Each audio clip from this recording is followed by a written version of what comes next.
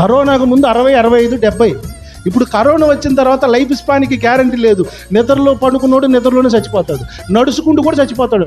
Life స్పాన్కి మన ఇండియాలో guarantee లేదు. ఇప్పుడు మన సంఘాలలో ఆల్మోస్ట్ 56 years ఉన్నటువంటి ఓల్డ్ ఏజ్డ్ పీపుల్ ఉన్నారు. మరి వీళ్ళ తర్వాత what about our church ministry? Bible గ్రంథంలో, న్యాయాధిపతుల గ్రంథంలో ఒక మాట రాయబడింది, యెహోవాను ఎరుగని తరం ఒకటి పుట్టగా అని రాయబడింది. మన సంఘాలలో ఈ ముసలోళ్ళు తసలోళ్ళు అంతా పోయిన తర్వాత ఏంటి సార్ మన పరిస్థితి?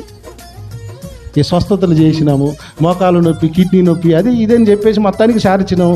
వీళ్ళు ఏదో ఒకటి జబ్బు వచ్చా 10 ఏళ్ళు 15 ఏళ్ళ తర్వాత పోతారు. తర్వాత ఏంది మన సంఘ పరిచర్య?